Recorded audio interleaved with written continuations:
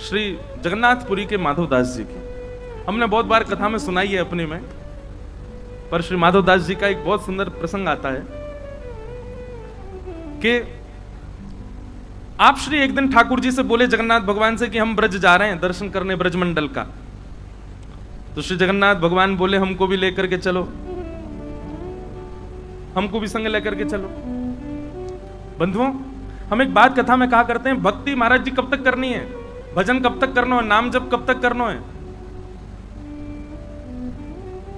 हम ठाकुर जी के पीछे दौड़ रहे हैं तब तक तो ये समझो कि अभी भक्ति को चरम उत्कृष्ट फल हमको मिलो नहीं, लेकिन ठाकुर जी हमारे पीछे पीछे चल रहे हैं। तू जहां जाएगा वहीं चलूंगा, तू जहां जाएगा वहीं रहूंगा, तू जैसे खवाएगा वैसे रहूंगा, तेरे बिना ना रहूंगा। अभी हम ठाकुर जी के बिना नहीं रह पाते, पर कभी ऐसी स्थिति आ जाए कि ठाकुर जी कहें कि वाकू लेके आओ, वाके बिना मेरा काम नहीं चले, तब समझो कि भक्ति उत्कृष्ट भाई। साल वेग के लिए जगन्नाथ भगवान रथ रोक देते हैं, पहले साल वेग को लेके आओ तब मेरा रथ चलेगा। कैसे कैसे भक्तन के चरित्र हैं। उन्हीं में एक श्री माधवदास जी, बहुत ध्यान से सुनो, हमने बहुत बार कथा में सुनाई है, पर आज स्वामी जी के प्रसंग है तो विशेष रूप से कहें। तो श्री माधवदास जी जगन्नाथ जी के परम प्रिय भक्त थे।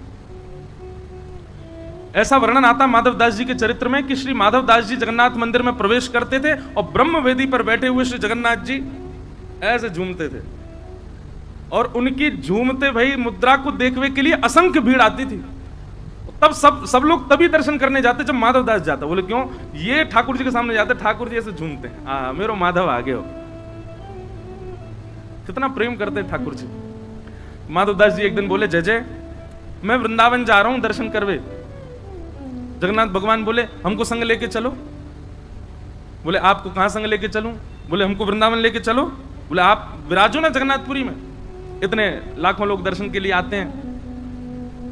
ठाकुर जी कह रहे नहीं माधव, हमारा मन तो वहां लगता है जहां आप जैसे वैष्णव विराजते हैं। तिथि धाम स्थान सबकी अपनी महिमा है, पर मेरा मन तो वहीं लगे जहां आप जैसे वैष्णव हो। महाराज जी कई कई स्थान तो ऐसे विहंगम जंगल में, वहां कोई व्यवस्था नहीं, वहां ठाकुर जी बैठे हैं।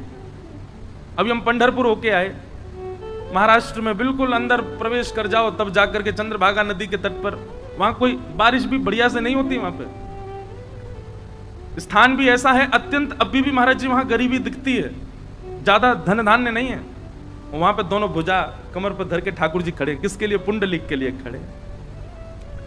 तीर्थ धाम स्थान सबकी महिमा अपनी है, पर ठाकुर जी तो वहां बसे जहां हरिदास बसे। माधव हमको संग ले चलो। माधवदास जी बोले जय जय, बड़ा लंबा रास्ता है वृंदावन को, जगन्नाथपुरी तो वृंदावन जाएंगे, रास्ता में हम तो, हमारी तो आदत है 4-4 दिन भी भोजन नहीं मिलेगा तो रह लेंगे।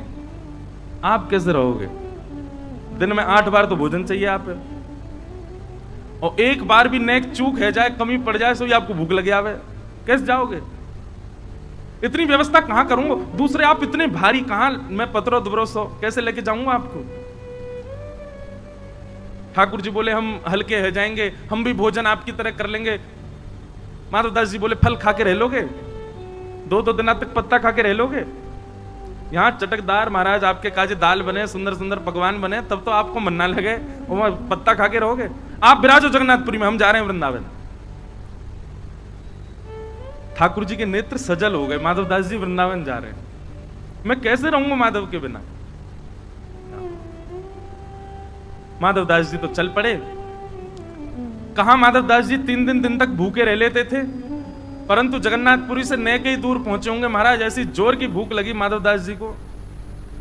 मन में भाव आयो नेका देर में भोजन नहीं मिला तो मैं तो पेड़ नहीं खा जाऊंगा, इतनी जोर की भूख लगी। तभी एक घर दिखो, दौड़ करके गए, खटखटायो, अंदर से बूढ़ी मां आई, मैया जल्दी जो हो घर में भोजन पवाओ, बहुत तेज भूख लगी है। मैया सुंदर थाल लगा के लाई, लो बाबा पाओ। माधवदास जी तो आज तो कोई आचमन कियो ही नहीं, सब सियाराम बोले चलो प्रसाद पाओ, आपत्तिकालीन मर्यादा हंसती। ऐसी जोर की भूख। माधवदास जी ये भी सोचते जा रहे हैं इतनी भूख मुझे कभी लगी नहीं जीवन में। सामने बैठी मैया बोली बाबा नेक आराम थे, धीरे थे, और सबरो अकेलो ही खा जाओगे? बगल में नेक सो बालक बैठो है, या को भी खवाए तो बेचारो ऐसा टुकुर टुकुर देख रहा है आपकी थाली की ओर। माधवदास जी बोले कौन है हमारे साथ? कोई नहीं, मैया हम अकेले आए हैं। बोले अच्छा, ये नेक्सो से बालक बैठो, ऐसे बड़ी बड़ी आंखें यहाँ की, ऐसा काजर लगा करके, मुझे तो यूं लग रही है कौन मैया ने अपना लाला दे दियो। ए बाबा तू कहीं बालकन को अपहरण करके तो ना ले जा रहा। माधव दास जी बोले कोई तो नहीं है मैया। बोले अच्छा, मुझे पागल समझाए, जे बगल में बैठो तेरे। माधव दास जी बोले यहाँ बैठो है। बोले हाँ, कैसो है? बोले बड़े बड़े नेत्र हैं, काजल लगा रखो है, घुंघराले केश हैं सिर पर। बोले मैया वर्ण बताओ, वर्ण कैसो है? बोले सांवलो। माधव दास जी समझ, ओहो जगन्नाथ स्वामी नयन पथगामी भवतु में। नहीं माने, चले आए। तभी मैं कहूं इतनी जोर की भूख क्यों लग रही है। श्री जगन्नाथ जी हृदय में बैठ के आ गए माधव दास जी के। बोले अब तो भैया वहां पर पूजा हो रही है, जगन्नाथ जी कहां? बोले माधव दास के संग चले गए। जिन माधव दास जी को 3-4 महीने में वृंदावन पहुंच जाना था, 7 महीना में पहुंचे। क्यों? नेक चले, भूख लगी आवे। पेट पे हाथ धर के कहें जय जय, नेक धैर्य कर लो, कछू तो चलन दो। जगन्नाथ जी बोले मेरी गलती ना है, तुम लोगों ने खवा खवा की आदत कर दी है मुझे, अब भूख लगे आवे, क्या करूं? बेचारे माधव दास जी पहुंचे वृंदावन। आहा। अच्छा, ये बात क्यों है कि जब बिहारी जी प्रकट भये ना, भुवन चतुर्दश की सुंदरता निधि वन करत बिहार, श्यामा प्यारी कुंज बिहारी जय जय श्री हरिदास। बिहारी जी इतने सुंदर हैं कि महाराज जब बिहारी जी के प्राकट्य की खबर पता चली ना, तो पूरे भारत से संत समाज आयो वृंदावन दर्शन करवे। जब श्री माधव दास जी को पता चली तो माधव दास जी भी आ रहे हैं। जाते ही वृंदावन पहुंचते ही सबसे पहले निधिवन गए। निधिवन गए तो वहां पर श्री विठल विपुल देव जी ने कही कि भैया ठाकुर जी तो अभी जो है का राजभोग आरोगेंगे, तो अभी कपाट बंद हैं, और बाकी स्वामी जी अभी मानसरोवर से आमेंगे। आप थोड़ी देर यमुना जी के आसपास कहीं विराज के निकात अपना भजन कर लो, संध्या वंदन कर लो, थोड़ी देर में आ जाइयो। और आप भूखे प्यासे होंगे, अभी तो राजभोग में समय है, इतनी दूर से चल के आए, लो नेक चना ले जाओ। यमुना जी के तट पर गए। आपने जैसे ही स्नान किया, जोर की भूख लगी आई, पेट पे हाथ करके बोले रुक जा रुक जा रुक जा, पवा रहा हूं, नेक डट जाओ। स्नान ध्यान करके अपना स्वरूप श्रृंगार करके संध्या वंदन करके महाराज सोई चना लेकर के पान लगे माधव दास जी। मतलब विचार करो, माधव दास जी पाते हैं, पेट ठाकुर जी का बढ़ता है। माधव दास जी ने चना पा लिया। चना पा करके माधव दास जी बोले अब चलें, दर्शन करके आमें श्री बांके बिहारी जी के, कुंज बिहारी जी के। अच्छा, बांके बिहारी जी का मूल नाम कुंज बिहारी ही है, बाद में बांके बिहारी पड़ गए हो, पर मूल श्री स्वामी जी को जो दियो नाम है वो कुंज बिहारी। स्वामी जी महाराज के दर्शन के लिए जैसे ही निधिवन राज में आए, बाहर आकर के खड़े हो गए। स्वामी जी अंदर राजभोग अरोगारे। स्वामी जी निकल करके भीतर से बाहर आए, बाहर आकर के दर्शनार्थी खड़े, कई सारे संत महापुरुष खड़े। स्वामी जी बोले भैया आप में से माधवदास कौन है? माधवदास जी बोले मैं हूं माधवदास। बोले इतको आओ। माधवदास जी बोले काहे गो जय जय, आपको मेरा नाम कैसे पता? स्वामी जी महाराज दंडवत प्रणाम कियो पहले तो। बोले तुम्हारा नाम बिहारी जी ने बताया मुझको। बोले बिहारी जी को भी मेरा नाम पता है? बोले अरे बाबा तेने ठाकुर जी को रूखे चना खवाए दिए? बोले मैंने ठाकुर जी को रूखे चना? ओहो माधवदास जी को याद, वो तो मेरे जगन्नाथ जी पा रहे। बोले तो वृंदावन आते जगन्नाथ जी बिहारी जी बन गए। भैया जा जा शहर में जाओगे, फोन वहीं को नेटवर्क कनेक्ट कर तो जाए। जगन्नाथ जी उड़ीसा से चले, अब बीच में जो जो प्रांत आए वहां के रूप बनते चले गए। अब वृंदावन आए तो बिहारी जी आ गए चित्त में। देख मैं भीतर गयो, बिहारी जी अपना मुंह खोल के मुंह को दिखा रहे, अरे मेरा मुंह पूरा छिल गो, जे माधवदास रूखे चना खा रहे है। हे स्वामी जी आप तो ऐसे सुंदर सुंदर पकवान पवामे, ऐसे सुंदर सुंदर भोग लगामे, और जाने तो ऐसे रूखे चना खवा दी, मेरा पूरा मुंह छिल गयो। माधवदास जी के नेत्र सजल हो गए। हरिदास जी लेकर के भीतर गए, बिहारी जी मुंह खोल के बैठे, देखो मेरा मुंह पूरा छील दियो। माधवदास जी कान पकड़े, अरे जय जय आपके तो महलन के ठाकुर जी हैं, आपके तो गोद के ठाकुर जी हैं, लेकिन स्वामी जी ज्यादा बिगाड़ो मत इनको, नेक अभ्यास कराया करो, सब भाव से रहें। ऐसी रस लीला श्री माधवदास जी पर अनुग्रह कियो हमारे श्री कुंज बिहारी लाल ने। यहां बिहारी जी भी आनंदित है गए, श्री माधवदास जी भी आनंदित है गए, और हमारे स्वामी श्री हरदास जी महाराज ने माधवदास जी को हृदय से लगा लिया। बोले आपकी भक्ति बड़ी ऊंची है, आपके हृदय में बैठ के स्वयं जगन्नाथ जी चल रहे हैं, आपके हृदय में बैठ के हमारो बिहारी जी बैठो है, बड़ी ऊंची बात है। खूब देर रस चर्चा चली और वही रस चर्चा को आनंद दोनों आचार्य ने लियो।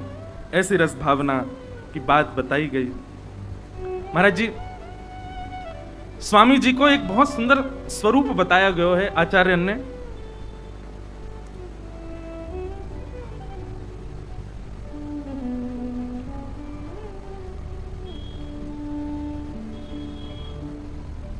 सुंदर रज तिलक भाल बांकी भ्रगुटी विशाल। बिहारी जी को देखें और स्वामी श्री हरदास जी को देखें, कोई के हृदय में कितना संशय हो, कितने कैसे भाव हो, सब समान है जाते। अरे बिहारी जी के जब दर्शन अनवसर रहते ना, तो लोग स्वामी जी को ही देखते रहते। ऐसा सुंदर स्वरूप उनको, ऐसे सुंदर भाव उनके। अनेक रसिक जन आवे स्वामी जी के पास बैठ करके स्वामी जी से रस चर्चा करें। तभी एक घटना ब्रजमंडल में घटी, बहुत ध्यान से सुनियो। एक घटना ब्रजमंडल में घटी, और ये घटना कैसी भाई? अष्ट सखान में एक सखा है श्री कृष्णदास जी। क्या नाम है? आप लोगों ने यदि हमारी पहले कथा सुनी होगी तो कृष्णदास जी का एक पद हम बहुत गाते हैं। मेरो मन गिरधर छवि पे अटक्यो। ये श्री कृष्णदास जी का पद है। तो कृष्णदास जी मंदिर के अधिकारी, श्रीनाथ जी मंदिर गोवर्धन के, बहुत ध्यान से सुनियो, बड़ी सुंदर चर्चा है। तो कृष्णदास जी गोवर्धन मंदिर के अधिकारी, गिरिराज जी श्रीनाथ जी के अधिकारी। तब श्रीनाथ जी गोवर्धन में विराजते थे, फिर बाद में यहां आ गए उदयपुर के पास। तो कृष्णदास जी को नियम हतो, वो नित्य जल की सेवा मंदिर की करते और स्वयं जाते, कुआं से जल लेकर के आते और ला करके मंदिर सेवा में पधराते। एक दिन श्रीनाथ जी ने प्रत्यक्ष प्रकट है करके, श्रीनाथ जी तो प्रकट ही थे, बात करते थे अष्ट सखाओं से। ठाकुर जी ने कही, बोले कि हे कृष्णदास, अब तुम वृद्ध रह गए हो, आप अब सेवा करनी धीरे धीरे कम कर दो। इतनी भोर में जाओ, जल लेकर के आओ, हमको बड़ा श्रम हो गया आपको देख करके। कृष्णदास जी बोले, हमारी करनी को कितने सारे लोग देख करके पालन करते हैं, यदि हम ही हाथ पे हाथ धर के बैठ जाएंगे तो बाकी के लोगों को क्या प्रेरणा मिलेगी? इसलिए जय जय, हमको सेवा करने दो, आप हमको रोको मत। ठाकुर जी बोले, जैसी तुम्हारी राजी। और एक दिन कैसा हुआ कि श्री कृष्णदास जी जल भरने के लिए कुआं पे गए, और जैसे ही जल भर करके बाहर निकाल रहे, आप श्री का पैर फिसल गया और कुआं में गिर गए। और कुआं में गिर करके श्री कृष्णदास जी के भगवत धाम गमन हो गया, भगवत धाम गमन हो गया।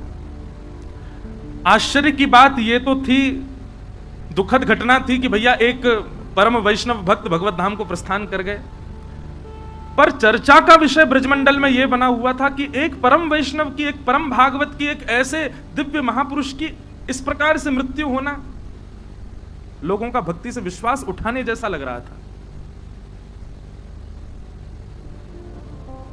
सब जगह ये चर्चा होने लगी। बोले कि क्या फायदा ठाकुर जी का नाम जप करने का, क्या फायदा इतनी सेवा करने का, क्या फायदा इतना भजन करने का। कृष्णदास जी को देखो, कुआं में गिर गए, प्राण निकल गए। अरे कम से कम प्राण जाते तो कम से कम ऐसे तो कि सही तरीका से जाते, इस प्रकार ये तो अकाल मृत्यु जैसी है। अब तरह तरह की बात ब्रजमंडल में घूमने लगी। ऊपर से किसी ने एक बात और जोड़ दी। बोले क्या? बोले वो तो भूत और बन गए। किसी ने ये बात कह दी कि वो भूत बन गए। अब जब बात फैलती है ना, तो मानव का ऐसा स्वभाव है, साइकोलॉजी है ऐसी कि वो उस चीज को घर कर लेता है। अच्छा, एक तो अकाल मृत्यु, भूत और बन गए। अब कोई बेचारो पनघटते जल भर के ला रहा है, तो जबरदस्ती टीक दोपहरी खाली, कोई भी नहीं रास्ता में। अब जोर की हवा चल जाए तो ओहो कृष्णदास जी पीछे पड़ गए मेरे, हवा चली बहुत जोर की। बाकी के सब विश्वास भी कर ले, बोले हाँ सही कह रहे हो, भूत तो बन ही गए वो। कृष्णदास जी के लिए कहा जाता है कि उनकी अधोगति, उनकी अकाल मृत्यु, और यह तक कह दिया कि वो एक प्रेत बन गए। स्वामी श्री हरदास जी महाराज कहते हैं, ध्यानपूर्वक सुनिएगा। बोले माथे पर उर्धपुंड विराजमान हो गया, ब्रजमंडल में जन्म हो गया, संपूर्ण जीवन में एक बार भी ब्रजरज को बड़ी निष्ठा से जिसने अपने माथे पर अंकित कर लिया, गुरु कृपा से गुरु दीक्षा ग्रहण कर ली, और अपना संपूर्ण जीवन में एक बार भी ठाकुर जी का भजन गा लिया, वृंदावन रस को गा लिया, स्वामी जी कहते हैं उसकी अधोगति जीवन में नहीं हो सकती। कृष्णदास जी ने तो पूरा जीवन ठाकुर जी की सेवा में निकाल दिया, कैसे कह सकते हैं कि उनकी अधोगति हुई है? स्वामी जी को बहुत चिंता हुई इस बात को सुनकर के, ये तो गलत है। महाराज जी वर्णन ऐसा है स्वामी जी के रस भावन में कि श्री हितरवंश महाप्रभु गोपाल भट्ट गोस्वामी जी, हमारे श्री गोपीनाथ जी और श्री गोविंद देव जी को प्रकट करता श्री रूप सनातन जी और श्री हरिराम व्यास जी, ऐसे अनेक रसिक जन सब आए निधिवन में, और निधिवन में एक पूरी गोष्ठी बैठी कि भैया ऐसे ऐसे ये तो भक्ति पर प्रश्न चिन्ह उठ रहा है, कृष्णदास जी की अधोगति हो गई, वो प्रेत बन गए, बड़ा लोग बाग तो भक्ति करने से डर रहे हैं, मंदिर जाने से यूं कह रहे हैं, कछु फायदा ना है भैया, कृष्णदास कुआं में गिर गो। स्वामी जी बोले अब हम ही को कुछ करना पड़ेगा। तो बोले क्या करें? ब्रजवासीन की मंडली बुलावें कि सब ब्रजवासीन को बुलावें, 84 को उसमें निमंत्रण भेजें कि सब निधिवन में आओ, पंगत पावे, तब आप कछु प्रवचन करो। स्वामी श्री हरदास जी बोले ना, ब्रजवासीन से कहा लड़नो, ब्रजवासीन को कहा समझानो, अब तो लड़ेंगे हम श्रीनाथ जी से, श्रीनाथ जी से लड़वे जाएंगे। और महाराज यहाँ पर श्री हितरवंश महाप्रभु, स्वामी श्री हरदास जी महाराज और श्री हरिराम व्यास जी, गोपाल भट्ट गोस्वामी, रूप सनातन गोस्वामी, ऐसे ऐसे अनेक आचार्य सब अपनी भक्त मंडलियों को लेकर के निकल पड़े वृंदावन से गोवर्धन की ओर, श्रीनाथ जी को मिलवे जा रहे। महाराज जी इतनी प्यारी चर्चा है, वहां पर श्रीनाथ जी का श्रृंगार कर रहे थे श्री गोसाई विठलनाथ जी गिरिराज जी में, और जैसे श्रृंगार करने लगे श्री जी बाबा ने घबरा से गए। तो गोसाई जी बोले जय जय काय गो, ये आपको मोह ऐसो काय को उतर रहा है, और ये हाथ पांव काय कहां पर हैं? बोले अरे ये सबरे आ रहे हैं। बोले कौन आ रहे हैं? बोले स्वामी श्री हरदास जी, हितरवंश महाप्रभु और क्या कहते हैं हरिराम व्यास, गोपाल भट्ट गोस्वामी, रूप सनातन गोस्वामी, सबरे आ रहे हैं, मोते लड़वे आ रहे हैं। विठलनाथ जी बोले अरे अखंड कोटि ब्रह्मांड नायक सर्वेश्वर ईश्वर जगदीश्वर श्री कृष्ण, अरे ये सब संत जन आपको यश गांव है, ठाकुर जी इनसे काय को डर रहे? बोले संत तो बाह्य रूप थे, भीतर तो सबरी सहचरी हैं, वो ललिता है, दूसरी विशाखा है, तीसरी बंसी है, चौथी कोई है, तो ये सब सबके निज रूप तो सखीन के हैं, और सखीन से ही डरे ठाकुर जी।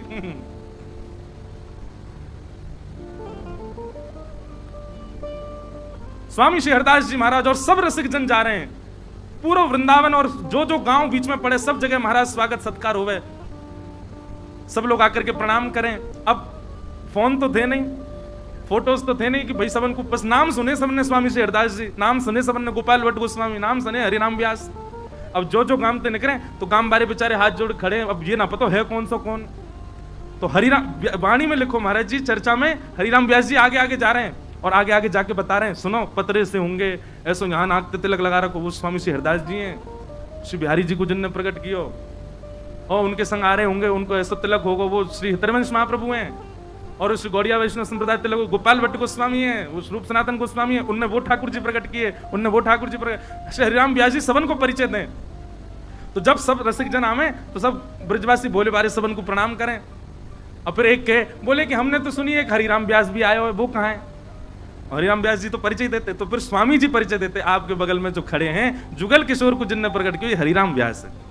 कैसी मधुर चर्चा है, आहा, गामन में जामे वहीं बैठ जाएं, फिर वहां के सब लोगन की शंका को समाधान, ब्रजवासी आकर के अपने निवेदन करें भाव, स्वामी जी सबके भाव बतावें, कभी हितरवंश महाप्रभु कोई की शंका को समाधान करें, ऐसे सब भ्रमण करते करते गोवर्धन जा रहे हैं। उद्देश्य क्या था कि लोगों के चित्त में भक्ति के प्रति भय उत्पन्न हो गया है, वो भय निवृत्त होना चाहिए। आचार्य चरण अपने अपने ठाकुरन को छोड़ करके सेवा में निकल पड़े। राधा कुंड पहुंचे, और जैसे ही राधा कुंड पहुंचे श्रीनाथ जी को श्रृंगार चल रहा है, विठलनाथ जी श्रृंगार कर रहे हैं, सुंदर शीश पर पाग आदि पहना करके, सुंदर तिलक भाल आदि सब करके, कानन में कुंडल, अब जामा पहना रहे श्री जी बाबा को। एक हाथ में ही जामा पहनो, इतने में ही ठाकुर जी बोले विठलनाथ जी मैं पहन लूंगा, खुद ही तुम जाओ, उनको सबन को स्वागत करो। ये ज्यादा नाराज है कि मोते नहीं कहीं लड़ लें सबरे, इनको जाके वहीं से राधा कुंड में सबन को बढ़िया स्वागत करो। तो श्री विठलनाथ जी बोले जय जय अभी लगे, नहीं देर लगेगी, मैं पहनाता हूं ना, मैं पहन लूंगा, खुद ही तुम जाओ। सबरी सहचरी आई है, सबन से मिलके आओ और बात देखियो वहीं निपट जाए। यहां तो सबरे भक्ति भाव में भर के आए करें। श्री विठलनाथ जी अपने सब वैष्णवों के साथ में राधा कुंड गए। महाराज जी मैं तो सुनते सुनते कहते कहते वह रूप को चिंतन कर रहा हूं, कैसी समाज बैठी होगी। वृंदावन के सर्वोत्कृष्ट रस प्रवर्तक एक साथ राधा कुंड पे बैठे। तभी गोसाई श्री विठलनाथ जी आए। आहा, गोवर्धननाथ की जय, गिरिराज धरण की जय, शाम सो जय जयकार है लगी। गोसाई जी ने जाकर के सब रसिकन को प्रणाम कियो, स्वामी श्री हरदास जी को वंदन कियो। स्वामी जी बोले, आओ गोसाई जी, आधी जामा पहना के आयो लाल जी को, पूरी नहीं पहना के आए, ऐसी कहां जल्दी? अरे न बढ़िया ते तैयार करके आते, हम कछु कह थोड़ी रहे, मिलवे तो आए, ऐसो काब है। गोसाई जी के नेत्र सजल हो गए, बोले आपके भाव साम्राज्य को प्रणाम है स्वामी जी, आप सब जानते हैं, आपको सब पता है कहां कैसो कौन श्रृंगार कहां भाव में करे। क्योंकि कल मैंने कहा ना, ललिता जी सबके मन की जानती हैं, वो ललिता जी स्वामी जी हैं, सब जानती हैं। बोले आधी जामा पहना के भागे आए, पूरी पहना जाते।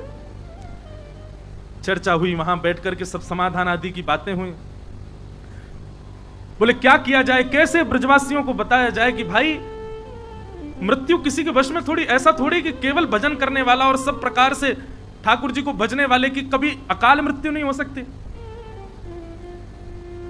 स्वामी जी बोले देखो मृत्यु अकाल हो सकती है पर गति अधोगति नहीं हो सकती। ये हम डंके की चोट पर कह रहे हैं और जब तक हैं तब तक कहते रहेंगे। एक बार जिसने अपने जीवन में कुंज बिहारी श्री हरदास कहा होगा, एक बार श्री गिरिराज जी के चरणों में नतमस्तक हो गया होगा, एक बार उर्धपुंड अपने माथे पर पधरा दिया होगा, ब्रजमंडल में जन्मा होगा, ब्रजमंडल में मृत्यु प्राप्त की होगी, उसकी अधोगति नहीं हो सकती। हमारे वृंदावन के रसिकजन तो गाते हैं, नेत्र खोल करके जैसे ही बैठे तो सामने वो लाहौर को सेठ बैठो, बेचारो इत्र पड़ो है सामने बागू देख रहो, पात्र बह गयो जमुना जी में सोने को, संपत्ति बेच के लेके आओ बेचारो। इतने भाव, इतनी श्रद्धा, इतने मनते लायो, बाकी सभी श्रद्धा खत्म है गई। बोले क्या फायदा, ऐसी कहा भैया इनकी स्थितियां हैं, नेक विचार नहीं क्यों, मैं संपत्ति बेच बाग के सब छोड़ छाड़ के आयो, शरणागत वे के काजे, अरे मेरे इत्र की नेक सेवा, अरे ठीक है आपकी स्थिति जो भी हो कर दई आप, नेक तो बिहारी जी के पास, बिहारी जी को नेक छुप जाता हो, वो क्यों लगती मेरी सेवा पूर्ण भाई, पैदल चल के आयो, ऐसा सब कुछ करो, कछु ना लियो। स्वामी जी तो सबके मन की जाने। स्वामी जी बोले हाँ भैया बलो आयो, बड़ी दूर से चल के आओ, पामन में छाले पड़ गए तेरे, दर्शन किया था ना कुंज बिहारी को? नहीं अभी भोग है, रोक रहे ठाकुर। अरे विठल जी लेके जाओ इनको, दर्शन कराओ, ठाकुर जी के दर्शन कराओ। अच्छा एक बात और महाराज जी, रसिकजन बता में कि जब स्वामी जी ने इत्र सामने पटको, सामने फेंको, सुगंधी नहीं आई, बस दिखा है कि इत्र गिर गया, पात्र गिर गया, सुगंधी बिल्कुल भी नहीं आई। तो उसके मन में यह भी चिंता चल रही थी, बोले ये इत्र को कहा है, स्वामी जी के हाथ लगती सुगंधी ही नहीं को, ऐसा मैं को इत्र लेके आया मैं तो, या कि तो नेक गंध नहीं आ रही यहां पे। स्वामी जी ने आज्ञा करी, विठल विपुल देव जी ले जाओ, दर्शन कराओ कुंज बिहारी के, आओ भैया दर्शन करो। यमुना तट से जैसे लेकर के महाराज निधिवन राज में प्रवेश कियो, अंदर प्रवेश करते ही वही इत्र की सुगंधी आने लगी, आसपास के लता पत्रन पर थोड़ी थोड़ी छींट इत्र की दिखाई देने लगी। और जब जाकर के श्री कुंज बिहारी को दर्शन कियो तो सिर के मुकुट से लेकर के नख तक बिहारी जी तो चुचा रहे हैं वही इत्र में, पूरा इत्र महाराज बिहारी जी पे ही पड़ो।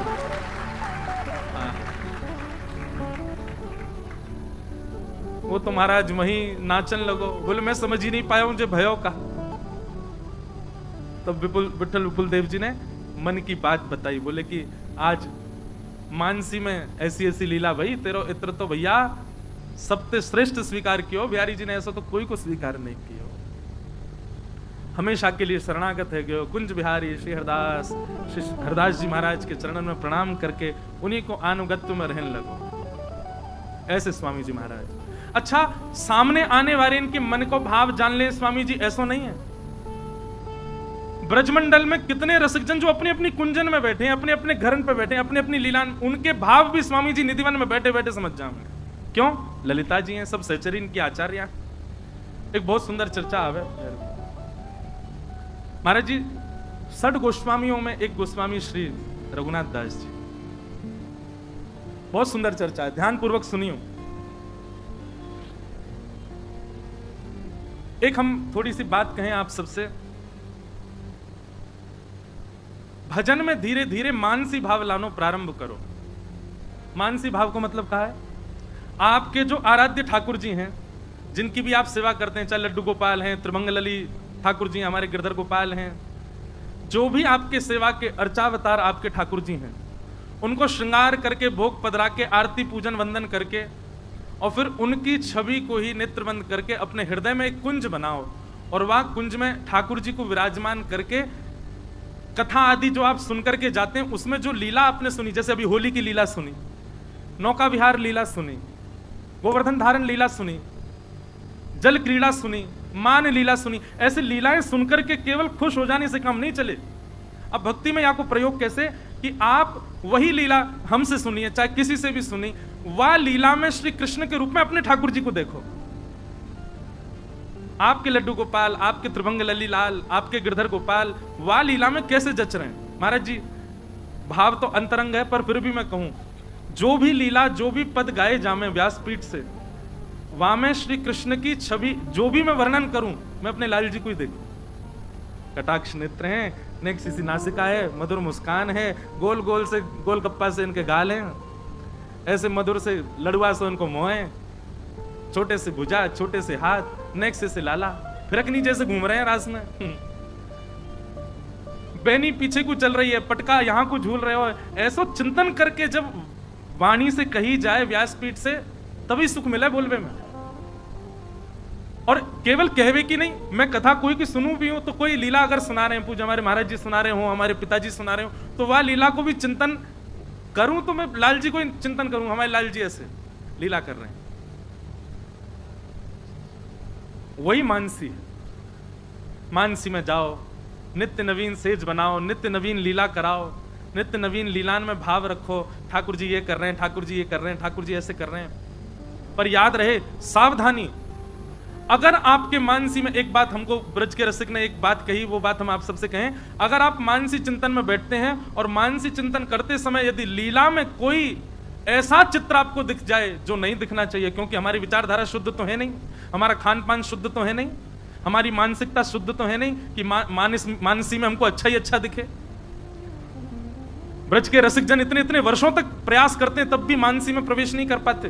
तो हम लोगों का तो आचार विचार भोजन बड़ा अशुद्ध है, हम मानसी में कैसे प्रवेश करेंगे। तो कहीं यदि मानसी में आपको ऐसा चित्र दिख जाए या ऐसा भाव दिखे जो नहीं दिखना चाहिए, उसके बाद कम से कम 1 महीना तक मानसी में मत जाइएगा। फिर भजन बढ़ाओ, भजन बढ़ाओ, सत्संग बढ़ाओ, नाम जप बढ़ाओ, रसिक जनन के चरण वंदन करो, और फिर 1 महीना बाद फिर प्रयास करो। और प्रयास करने में फिर मानसी में कोई ऐसी स्थिति हो जो नहीं होनी चाहिए, फिर 1 महीना तक मानसी मत करो। भैया बिना महत्पाद रजोभिषेकम, श्रीमद् भागवत में कह रहे हैं, जब तक महत्पुरुषों की रज की कण और महत्पुरुषों की वाणी पर अटूट विश्वास, अपने नाम जप पर अटूट विश्वास, एकादशी निष्ठा, तुलसी निष्ठा आदि ये सब निष्ठाएं परिपूर्ण नहीं होंगी, आप मानसी में प्रवेश नहीं कर सकते। क्योंकि मानसी कोई चिंतन नहीं है, कोई विचारधारा नहीं, वो प्रत्यक्ष लीला है। पर प्रारंभ करो, धीरे धीरे मानसी में जाओ, चिंतन करो। अब हमको कभी कभी संशय होता है, मीराबाई ठाकुर जी की बाल लीला कैसे गा रही हैं? कृष्णदास जी, गोविंद स्वामी, सूरदास जी, इन सबको ठाकुर जी की बाल लीला का दर्शन कैसे हो रहा है? ये सब मानसी में दर्शन करते हैं, नेत्र बंद करके मन में चिंतन करते हैं उस लीला का, और वहीं पर कुछ ना कुछ ऐसे भाव इनको दिखते हैं जो कहीं लिखे हुए नहीं है। अब सूरदास जी की मानसी का भाव है क्या? सूरदास जी के मानसी का भाव है, तेरो मुख नीको की मेरो राधे प्यारी, सांची कहो वृष भानु दुलारी। अब स्वामी श्री सूरदास जी महाराज, उनको कैसे पता कि क्या लीला चल रही है ठाकुर जी की? ये मानसी में उनको दर्शन हो रहा है। और सबसे विशेष बात, मानसी में यदि आपको कुछ चिंतन होता है जो अलग है, किसी को बताना नहीं है, क्या करना है? लिखना है। आज मानसी में कैसा दर्शन हुआ है? रसिक जनों ने क्या किया?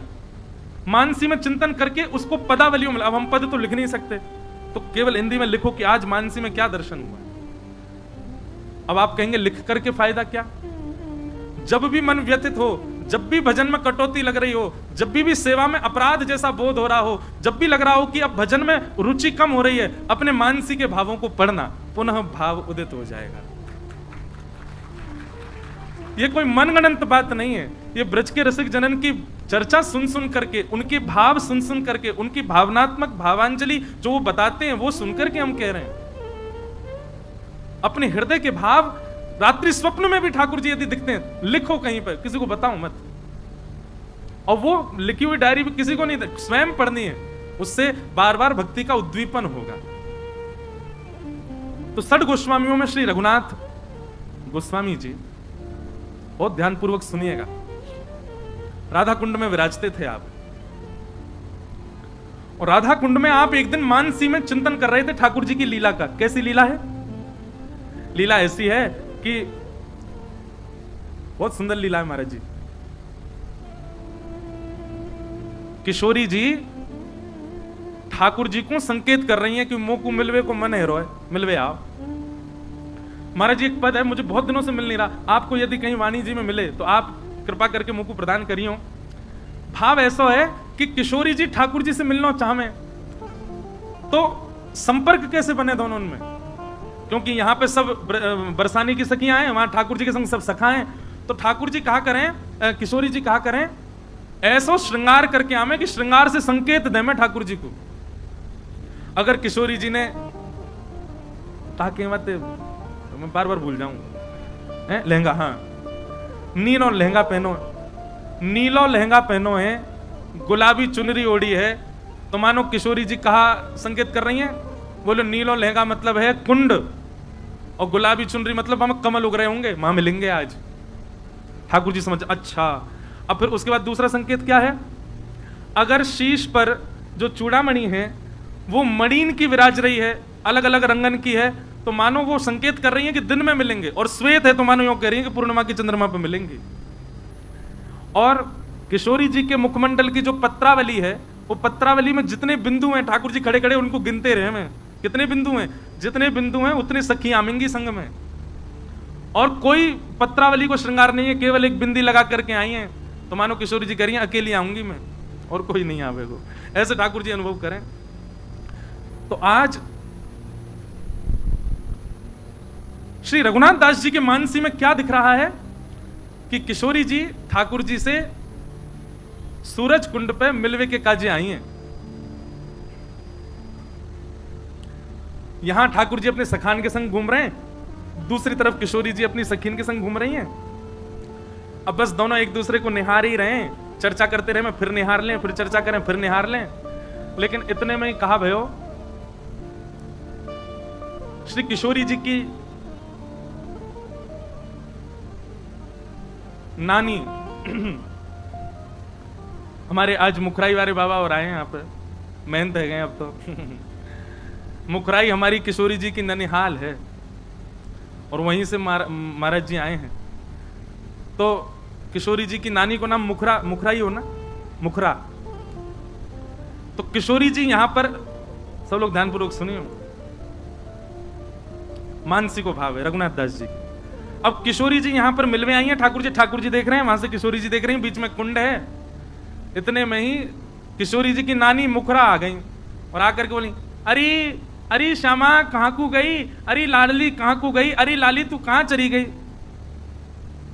भैया मार्ग देती हूँ बीच में, हमारे वृंदावन, अरे सवरे का खड़े गए, बैठ जाओ, बीच वाले हो बस।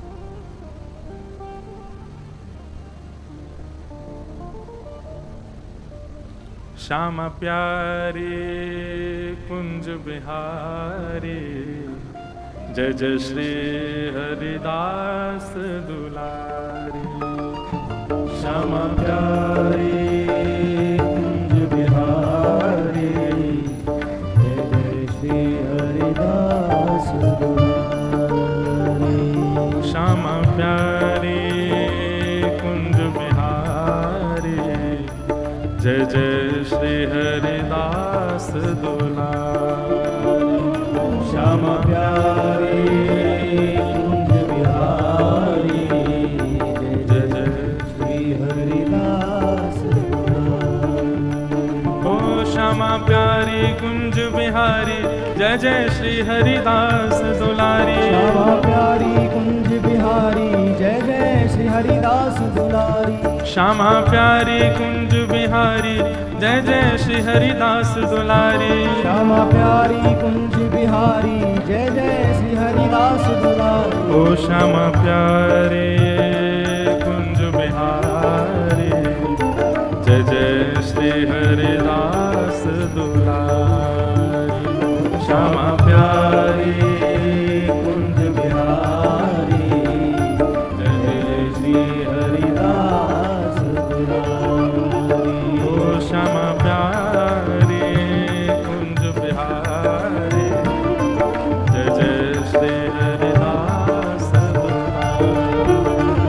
श्यामा प्यारी कुंज बिहारी जय जय श्री हरिदास बोलो वृंदावन बिहारी लाल। तो अब यहां पर दोनों बेचारे मिलवे आए, श्यामा श्याम। मानसी में रघुनाथ दास जी दर्शन कर रहे हैं कि सूरज कुंड पे किशोरी जी सखीन संग और ठाकुर जी सखान के संग एक दूसरे से मिलवे के काजी आए हैं। और बस अब ये घूम के एक दूसरे के सामने आ गए, बस अब एक दूसरे को मिलवे ही वारे हैं, या मिलेंगे ना भी तो सखान के संकोच के कारण ठाकुर जी सीधे निकल जाएंगे, किशोरी पर कछु तो करेंगे ठाकुर जी, भले छुप के निकलें, नेक स्पर्श करके निकलें, नेक नेत्रन से नेत्र मिला के निकलें, कछु तो हो।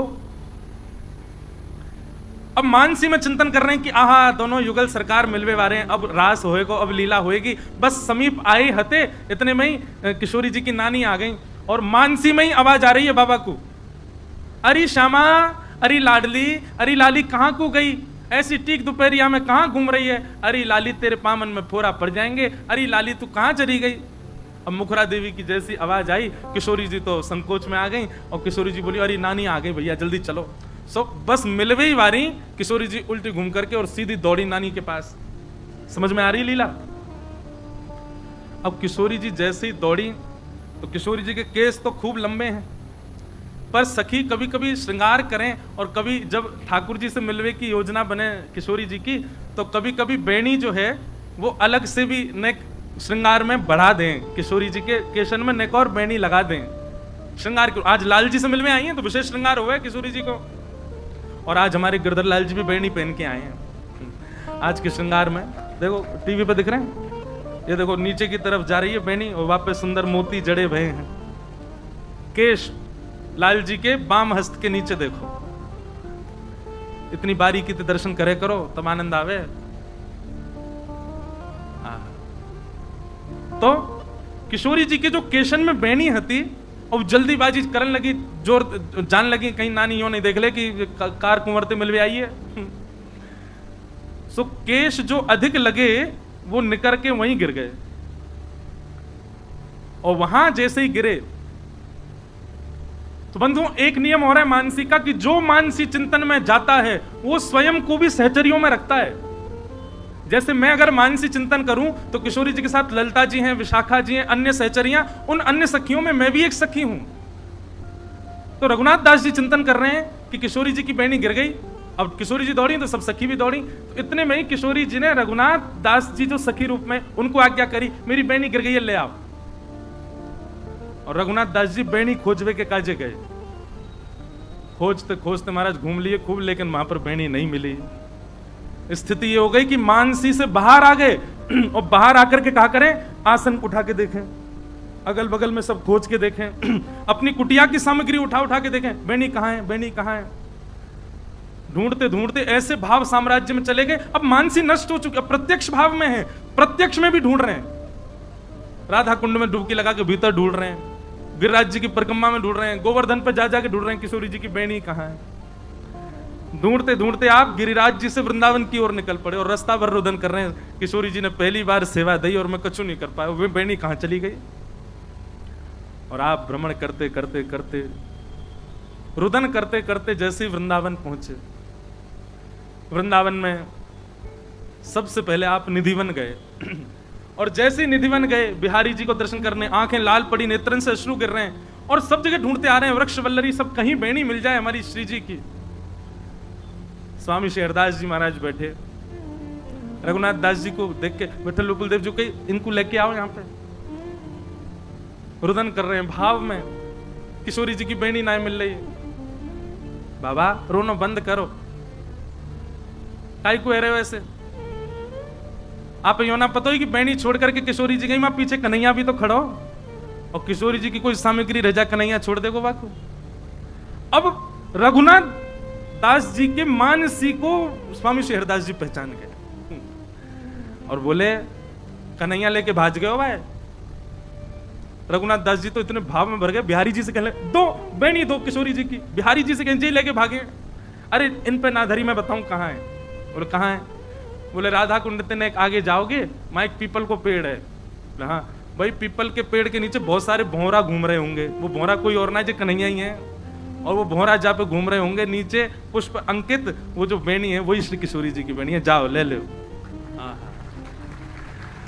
रघुनाथ दास जी मानसी तो वर्षों से कर रहे थे, पर मानसी की प्रसादी स्वामी शेरदास जी की कृपा से वो वेणी प्राप्त हुई उनको। स्वामी जी ने बताई, जाओ जाकर वहां देखो पीपल वृक्ष के नीचे भौरा डोल रहे होंगे, वही नीचे बेणी है, वही किशोरी जी की बेणी है। भौरा कोई और नहीं है, कन्हैया ही प्रणाम कर लियो उनको।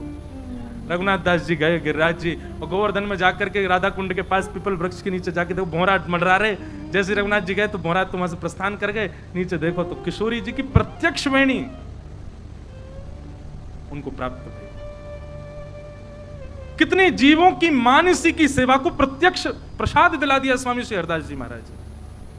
विठल विपुल देव जी को करुआ दिला दिया निकुंज से।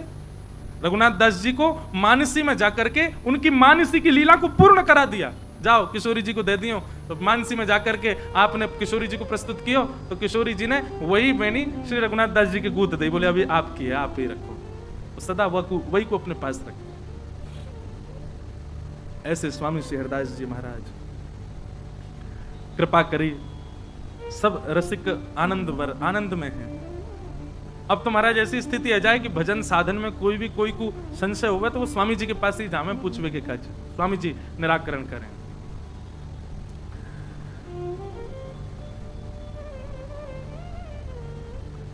कथा प्रसंग आता है, बहुत सारे प्रसंग हैं।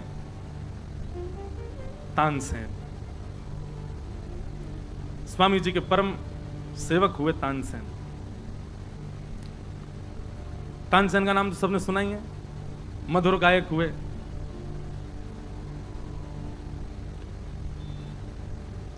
तानसेन को राग दीपक सिद्ध था, और वो जैसे ही राग दीपक गाते थे, उनके दीपक राग को सुनते ही दीप जो थे वो प्रज्वलित हो जाते थे। कुछ गायकों ने चिढ़ करके तानसेन के लिए ऐसी योजना बनाई कि ये राग दीपक गाएं, और इनके साथ अनी तो ऐसा होता था जो छप्पे में वर्णन किया गया है। गान कला गंधर्व श्याम श्यामा को तोषण। बहुत ध्यानपूर्वक सुनिएगा। तो तानसेन जो थे ये अत्यंत श्रेष्ठ गायक, पर आपको राग दीपक सिद्ध हुआ था।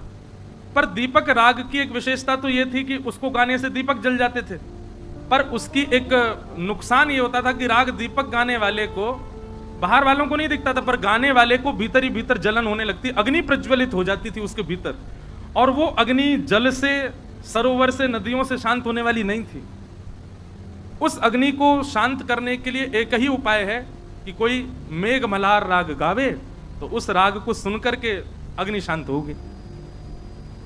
और तानसेन अभी मेघ मल्हार राग अच्छे से निपुण नहीं हुए थे गाने में, इसलिए तानसेन ने धीरे धीरे कम कर दिया राग दीपक गाना, क्योंकि जलन होने लगती थी। अब मेघ मल्हार कोई गा के सुनाए तब ठीक होते थे, अब कोई गाने वाला था नहीं। लेकिन एक बार कुछ गायकों ने चिढ़ करके राजा से कहा, बोले जब ये दीपक राग गाते हैं तो दीपक जल जाते हैं और दर्शनार्थी ताली बजाते हैं, राजा की प्रशंसा होती है, इसलिए राजा की प्रशंसा ना हो इसलिए ये दीपक राग नहीं गाते। राजा बोला अच्छा, हमारी प्रशंसा से इसको चिढ़ होती है? बोले हाँ जी, इसीलिए दीपक राग। आप नहीं तो पूछ के देख लेना, आप कहना दीपक राग गाओ, मना कर देगा। राजा के कान भर दिए लोगों ने। राजा ने आज सभा में तानसेन से कहा, बोले तानसेन दीपक गाओ। इतने में सैनिक आए, दीपक ले आए घी डाल के। तानसेन बोला, भगवान आपसे प्रार्थना है कि दीपक गाने के लिए आज्ञा ना दें, क्योंकि मुझे बहुत कष्ट होता है गाने में। राजा बोला कोई कष्ट नहीं होता, ये सब हम तुम्हारी चाल समझते हैं। सभा सब आनंदित होती है, हमारी सभा है, आनंदित होती है और हमसे आनंदित होती है, वो देख करके तुम प्रसन्न नहीं होते, इसीलिए गाने से मना कर रहे हो। या तो गाओ, नहीं तो हम तुम्हारे प्राण हरण कर लेंगे। तानसेन बोला दोनों तरीके से मृत्यु है, नहीं गाऊंगा तो राजा मार देगा, गाऊंगा तो जल जाऊंगा, अंदर ही अंदर मेघमल्हार कोई सुनाएगा नहीं, मृत्यु हो जानी मेरी। तानसेन पहले भी ब्रजमंडल आ चुका था, तानसेन पहले भी ब्रज में आकर के सेवा कर चुका था, पर स्वामी जी से अभी तक उसकी भेंट नहीं हुई थी। गोवर्धन आया था श्रीनाथ जी की हवेली में गाने। महाराज जी एक लीला ऐसी सुनाई जाती कि तानसेन जब गाने आया श्रीनाथ जी के सामने तो पान मुख में रख करके गा रहा था। तो गोसाई विठलनाथ जी बोले झूठे मुंह सेवा कर रहे हो ठाकुर जी की, कुल्ला करके आओ चलो। तानसेन बाहर गया, बोले अब वो तो राजाओं के दरबार का गायक, उसको क्या पता मंदिर में कैसे गवता है। गया बाहर जाकर के कुल्ला आदि करके आया, बढ़िया उसने सब स्वच्छ होकर के आया। फिर उसने जब गाना शुरू किया तो भीतर खड़े श्रीनाथ जी झोंके लेने लगे, नींद आने लगी ठाकुर जी को। तो गोसाई विठलनाथ जी भीतर गए, बोले जय जय कहा भयो। बोले पहले बढ़िया गा रहो, अब तो जन कहा रहे करो, मुझे तो आनंद ही ना आ रहा। गोसाई जी बोले जय जय पहले पान मुंह में धर के गा रहो। अब मैंने कही अपरस की भावनाएं आपके लिए शुद्धता देखनी पड़े, हाथ पाम धो, मुखों को पूछो होना चाहिए, तो मैं नहीं कहती कुल्ला करके ना या तो यो को फिर तो पान खा के आए फिर गावे।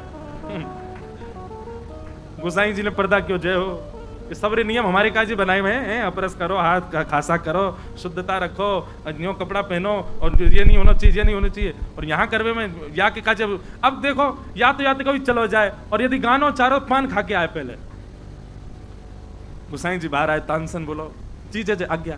बोले तुम पान खा के आओ। बोले आप तो मना कर रहे थे झूठे मुंह नहीं, अब खाया हो कोई बात नहीं। 2 पान दबा के आयो, जैसे ही राग गाने शुरू किए सीना जहां अब बढ़िया लग रहा हूँ। तो भैया बड़ो नवीलो ठाकुर है, जन कौन को कौन सा गुण बढ़िया लग जाए। हम नहा धो करके अपरस में खिचड़ी बना दे तो पावे ना हमें, और कर्मा भाई बिना नहाए धोए बना दे, बाकी खावे काजे दौड़े चले हमें। न जाने कौन से गुण पर दया निधि रीझ जाते।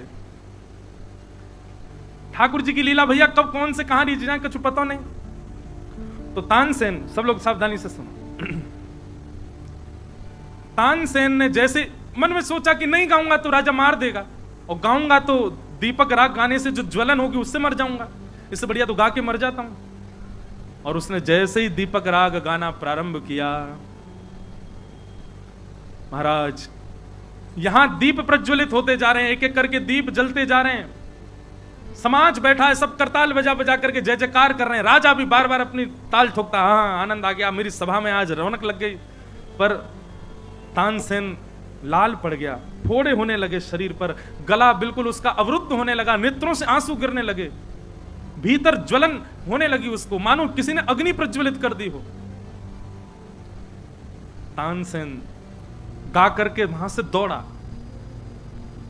अरे भैया जल गए हो, अरे भैया जल गए हो, कोई बचाओ कोई बचाओ, अरे राग मल्हार गाओ, मुझ को जलन है रही है, जल्दी कछु कृपा करो।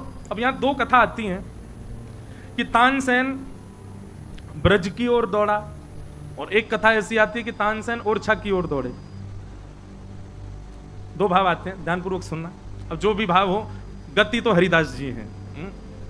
तानसेन दौड़ा तो तभी कहते हैं कि एक जगह तानसेन जाकर के गिर पड़ा, तो वहां एक कन्या ने तानसेन के जब अंग के भावों को देखा और उसकी विचलनता को देखा, वो समझ गई कि इसने राग दीपक गाया है, और ये तब तक ठीक नहीं होगा जब तक मेघमल्हार नहीं गाया जाएगा। वहीं बैठ करके मेघमल्हार गाना प्रारंभ किया। घने बादल आगे आकर के तानसेन के ऊपर गरजने लगे, बरसने लगे। उस वर्षा के जल से तानसेन के जितने अंग पर पीड़ा हुई थी वो सब शांत हो गई। तानसेन उठ करके बैठा, बोले किसने गाया मेघमल्हार? एक कन्या बैठी थी सामने। तानसेन बोला ये राग आपको कैसे याद हुआ? तो उसने कहा मेरे पिताजी गुनगुनाते रहते हैं, मेरे पिताजी चलते फिरते गाते रहते हैं, उनका सुन सुन के मुझे याद हो गया, मैंने गा दिया। तुम्हारे पिताजी कौन है? बोले हमारे पिताजी संगीत के मूर्धन्य विद्वान बैजू बाबरा, मेरे पिताजी। बोले मुझे अपने पिताजी से मिलवाओ, मुझे सीखना है। और उन्होंने किससे सीखा संगीत? बोले उनके गुरु की तो बात ही मत करो, उनके गुरु की मत पूछो। बोले कौन है? बोले श्री वृंदावन में जिन्होंने कुंज बिहारी लाल जी को प्रकट करके विराजमान किया, ऐसे अनन्य रसिक नृपति स्वामी श्री हरदास जी महाराज, हमारे पिताजी के गुरु जी। तानसेन ने जैसे ही स्वामी श्री हरदास जी का नाम सुना, बोले अब बैजू बाबरा के पास क्या जाएं, सीधे उनके गुरु जी के से जाके सीखेंगे। इतनी सुंदर लीला है तानसेन की स्वामी जी के साथ में। आज महाराज जी एक तानसेन का पद भी गाऊंगा मैं, अष्ट छाप के गाए, सरस माधुरी जी के गाए, रसिकन के गाए, आज एक तानसेन का पद सुनाएंगे जो स्वामी जी की कृपा से उसको दृष्टि प्राप्त हुई। तानसेन के पद भी ताल में नहीं गप पाएंगे, लेकिन फिर भी मैं प्रयास करूंगा गाने का।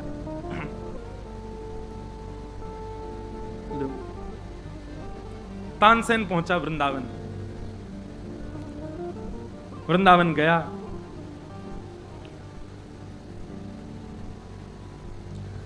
सामने जाकर के स्वामी श्री हरदास जी महाराज को प्रणाम किया और प्रणाम करके उसने अपना परिचय प्रदान किया। बोले भगवान मैं तानसेन हूं, गायन की सेवा करता हूं दरबारों में, राजाओं के यहां। अपनी पूरी घटनाक्रम बताई और कहा कि मैं आपसे संगीत सीखने के लिए आया हूं, संगीत विद्या सीखने के लिए आया हूं।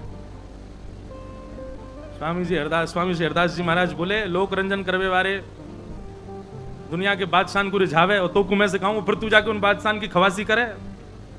और स्वामी श्री हरदास जी तो खड़े बोलते, आज भी हमारे हरिदासी महापुरुष सब खड़े ही बोलते हैं, बहुत बड़ा सौभाग्यशाली हो वहां से प्रेम से बोल जाए। अच्छा एक बात है, जहां से प्रेम से बोल जाए वहां सौभाग्यशाली है ही नहीं। जहां में पढ़े महाराज दो चार डंडा समझो कि हाँ लकुटी पड़े स्वामी जी हरदास जी की है ना, ऐसी एक आध पड़ जाए समझो हाँ कृपा है गई।